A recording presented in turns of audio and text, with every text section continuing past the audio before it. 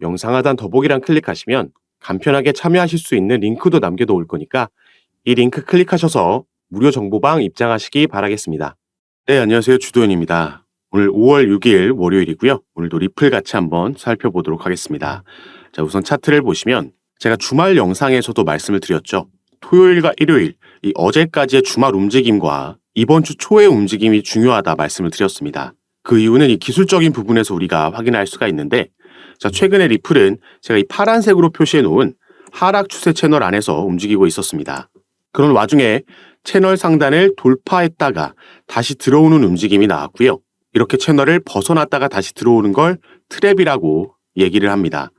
트랩이 발생하게 되면 통상적으로 이렇게 반대편 채널까지 이동을 하게 되고, 이때도 하단에서 트랩이 발생하면서 채널 반대편까지 이동을 한 거죠. 최근에 상단을 돌파했다가 다시 들어오는 트랩이 발생했고, 이 시기에 이 중간에 지나가고 있는 초록색 단기 이평선 라인과 빨간색 장기 이평선 라인이 교차되면서 단기 이평선 라인이 밑으로 내려오는 데드크로스까지 발생을 했습니다. 그래서 단기적으로는 하락이 나올 수 있고, 통상적으로 트랩이 발생하기 때문에 반대편 채널까지 이동하지만 빠르게 추세 반전을 만들어낸다면 이 중앙선 라인, 하락 추세 채널에서 점선으로 표시된 라인을 맞고 튀어오를 수 있다 말씀을 드렸죠. 이때도 그런 모습을 우리가 확인할 수가 있었고, 이번에도 이 중앙선 라인 부근에서 맞고 추세 반전을 만들어냈습니다.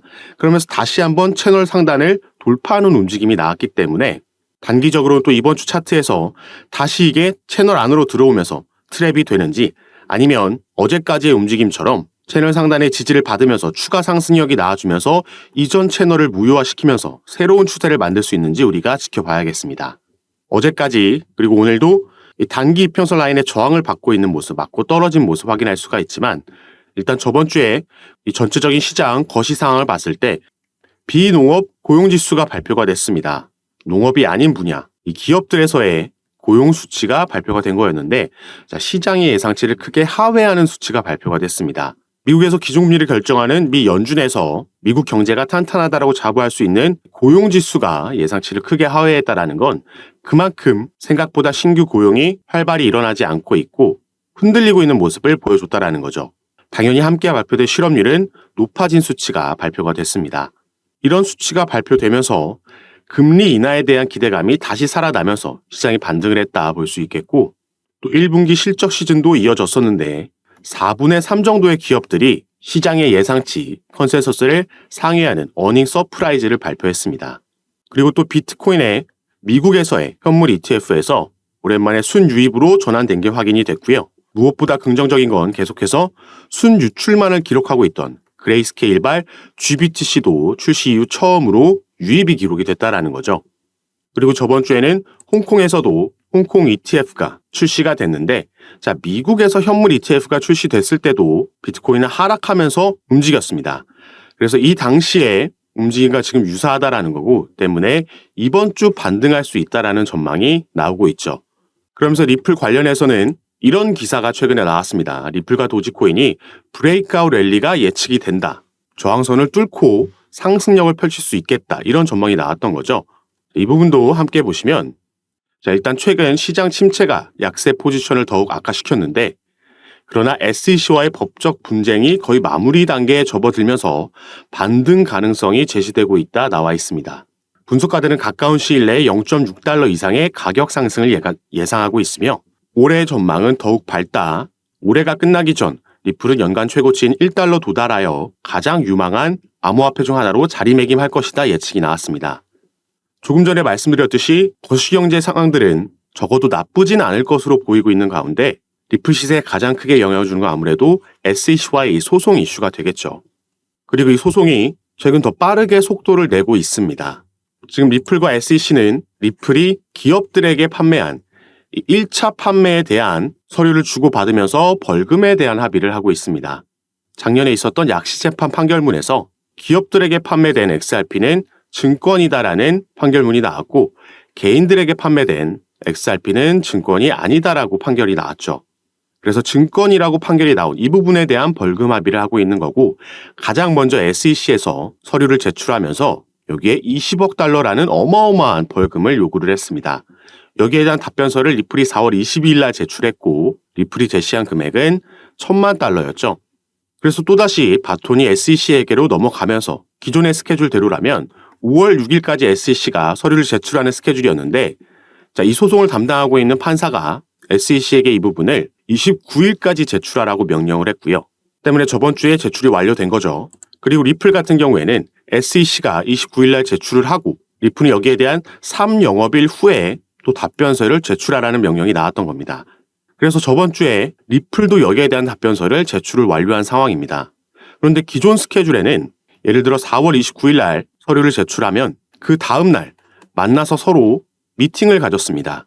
공개되기 전에 서류에서 가릴 건 가리는 여기에 대한 협의가 진행되고 나서 다음 날 이 서류가 공개가 됐었던 건데 이렇게 최근 스케줄이 바뀌면서 이 과정을 거치지 않고 때문에 아직까지 이 서류들은 공개되지 않은 거죠.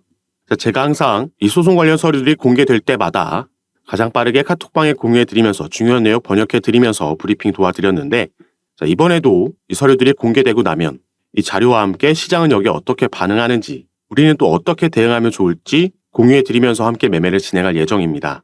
지금 차트를 봤을 때 기술적인 부분에서도 상당히 중요한 위치에 리플의 시세가 위치하고 있기 때문에 이런 상황에서 꼭 알맞은 대응 가져가시면서 우리가 평균단가 관리도 하고 비중 조절하면서 매매를 진행해야겠죠. 제가 카톡방에서 이런 부분 공유해드리고 도움드리면서 함께 매매 진행하고 있으니까 여러분들께서도 이런 정보들 받아보시면서 투자 판단에 참고하시고 매매 진행하시면 더욱 좋을 것 같습니다. 카톡방 참여하시는 방법은 이 영상 밑에 더보기란 클릭하시면 제가 링크를 2가지 남겨놨습니다. 현재 여러분들께서 영상을 핸드폰으로 시청하고 계시다면 위에 있는 첫 번째 링크 클릭하시면 저에게 문자 보내실 수 있도록 화면이 전환이 될 거고 여러분들께서는 전송 버튼만 눌러주시면 제가 이 문자를 확인하는 대로 순차적으로 연락드려서 카톡방 초대를 도와드릴 거고요. 또 문자 전송이 힘드시거나 현재 영상을 컴퓨터로 시청하고 계신 분들은 밑에 있는 2번째 링크 통해서도 동일하게 참여가 가능하십니다.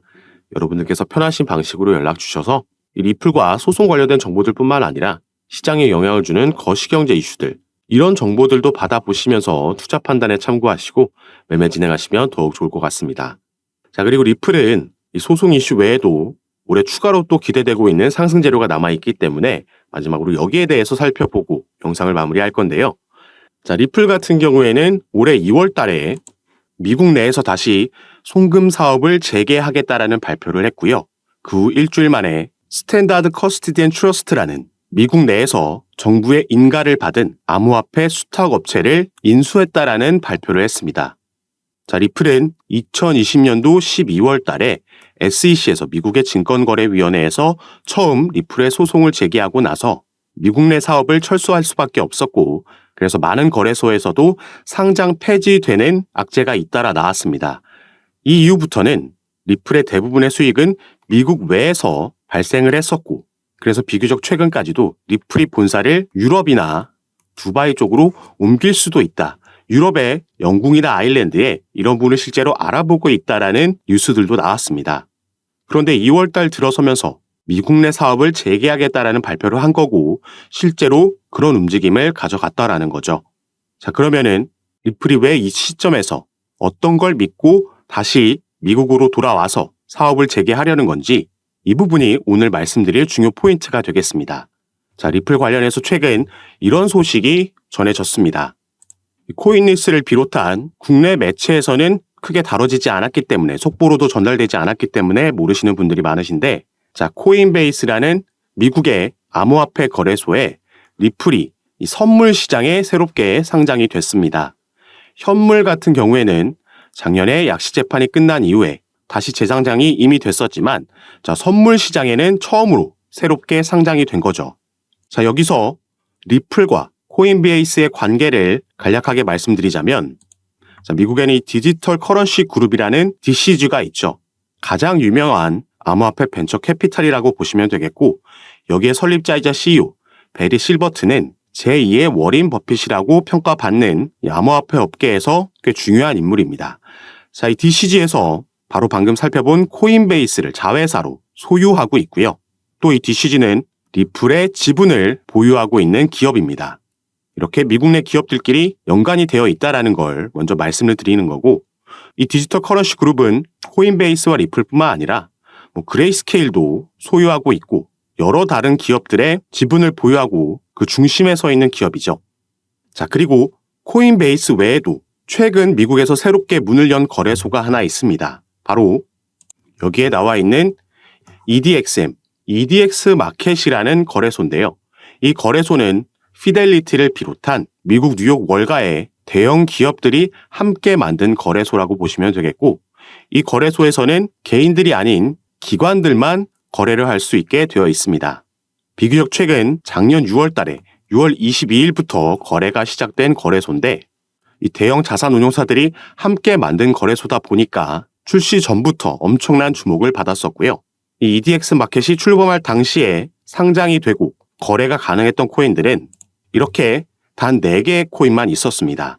자, 비트코인, 이더리움, 라이트코인, 그리고 비트코인 캐시 이렇게 4개의 코인만 거래가 가능했었는데, 자, 이 중 비트코인 캐시는 작년 11월 달에 상장 폐지가 됐죠. 그래서 당시에 떠돌던 루머가 바로 EDX 마켓에서 비트코인 캐시가 상장 폐지됨에 따라서 그 비어있는 자리에 리플이 추가될 수도 있다라는 루머가 돌고 있었습니다.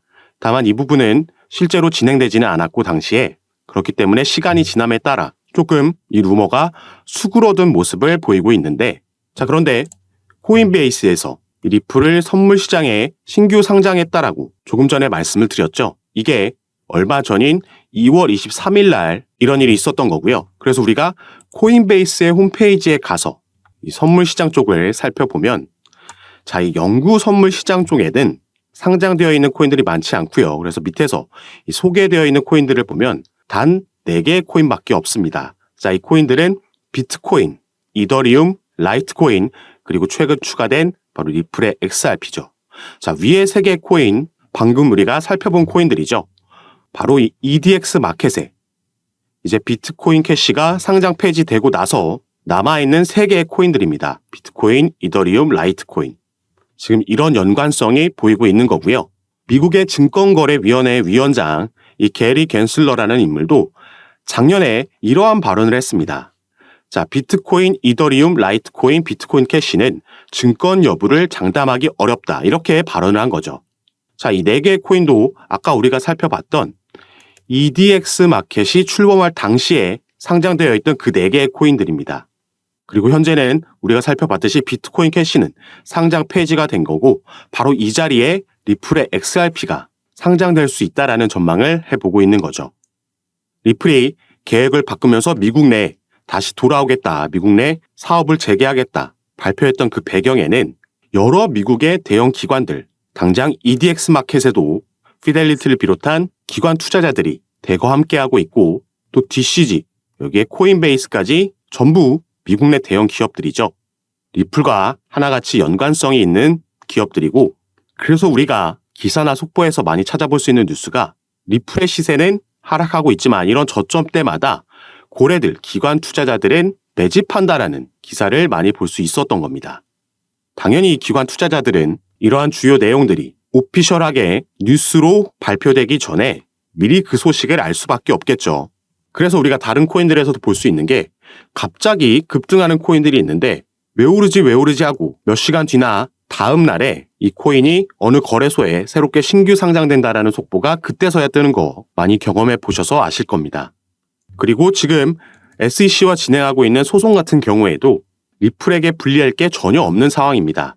최근 이 소송 관련 이슈로는 이 SEC의 책임 변호사가 리플과 코인베이스의 소송을 담당하고 있던 암호화폐 소송부서 책임자 이 라단 스튜어트가 SEC를 떠났다는 소식이 전해졌고요. 그러면서 화이트 앤 케이스라는 최근 피델리티가 비트코인 ETF 서류를 제출할 때 여기에 자문을 제공한 로펌에 새롭게 이직을 하게 됐다는 소식이 전해졌습니다. 그리고 직접적으로 SEC와 리플이 벌이고 있는 소송 외에도 제가 이전 영상들에서 말씀드렸던 지금 SEC 내에서 진행되고 있는 이 조사 결과에 따라서, 이 조사라는 건 2021년도에 인파워 오버사이트가 SEC를 상대로 소송을 제기했던 전직 SEC 관리들이 리플과 XRP에 대한 편견을 가지고 있다는 주장, 여기에 대한 조사가 진행되고 있는 거고요. OIG가 이 수사를 진행하고 있는 여기서 불법 행위를 발견하게 되면 SEC는 항소 계획을 종료할 수 있으며 당연히 이건 리플에게 호재로 작용을 할 겁니다. 이것뿐만 아니라 함께 진행되고 있는 SEC와 코인베이스의 소송에서 코인베이스는 현재 SEC가 미국 암호화폐 거래소를 규제할 법적 권한이 없다라고 주장하면서 기각 신청서 모션 투 디스미스를 제기를 한 상황입니다. 그리고 이 부분은 언제든지 법원 판결이 지금 나올 수 있는 상황인 거죠. 이 소송을 관장하고 있는 판사는 이미 양측의 구두 변론까지 다 들은 상황입니다. 이 두 가지 변수 모두 리플에게 긍정적으로 작용할 수 있는 부분이고, 또 올해는 미 대선까지 있기 때문에 이 이후에는 SEC 위원장 게리 겐슬러는 상당히 높은 확률로 교체될 가능성이 있다라고 보여주고 있죠. 그리고 오늘 중점적으로 살펴본 이 EDXM 상장 이슈도 어마어마한 호재로 작용할 수 있습니다. 그래서 이 당시에 작년 6월 달에 EDX 마켓이 출범됐을 때 여기에 상장돼 있던 4개의 코인 당연히 엄청난 상승력 보여줬고요. 지금은 상장 폐지됐지만 이 4개의 코인 중 하나였던 비트코인 캐시는 단기간 안에 무려 이 당시에 200% 상승하는 모습을 보여줬습니다. 자, 리플이 만약에 여기에 상장되게 되면 당연히 비트코인 캐시보다 코인 시장에서는 시장의 주목을 많이 받고 상징적인 코인이기 때문에 지금은 우리가 상상도 할 수 없는 급등하는 모양새도 충분히 나올 수 있다 보여지는 부분이죠. 그래서 제가 당연히 새롭게 나오는 소송 소식들도 제가 카톡방에서 전부 무료로 공유해드리고 있으니까 여러분들께서도 이런 정보들 받아보시고 투자 판단에 참고하셔서 매매 진행하시면 더욱 좋을 것 같습니다. 그리고 카톡방에서는 오늘 살펴본 리플뿐만 아니라 다른 이슈가 있는 코인들 마찬가지로 상담 도와드리면서 타점과 비중을 공유해드리고 함께 매매 진행하고 있으니까 여러분들께서도 이런 부분 받아보시면서 조금 더 전략적으로 안전하게 함께 투자하실 수 있었으면 좋겠습니다. 자, 카톡방에 참여하시는 방법은요. 영상 밑에 더보기란 클릭하시면 간편하게 참여하실 수 있게 제가 링크를 남겨놨습니다. 여러분께서 지금 영상을 핸드폰으로 시청하고 계시다면 가장 위에 있는 링크 클릭하시면 저에게 문자 보내실 수 있도록 자동으로 화면이 전환이 될 거고요. 여러분들께서는 전송 버튼만 눌러주시면 제가 이 문자를 확인하는 대로 순차적으로 연락드려서 카톡방 초대를 도와드릴 거고, 또 문자 전송이 힘드시거나 컴퓨터로 영상을 시청하고 계시다면 그 밑에 있는 링크로도 참여가 가능하십니다. 여러분께서 편하신 방식으로 연락 주셔서 제가 드리는 정보들 타점과 비중 받아보시면서 투자 판단에 참고하시고 매매 진행하시면 더욱 좋을 것 같습니다. 자, 그럼 오늘 내용이 여러분들께 도움이 되셨으면 하는 바람으로 영상 마무리하도록 할 거고요.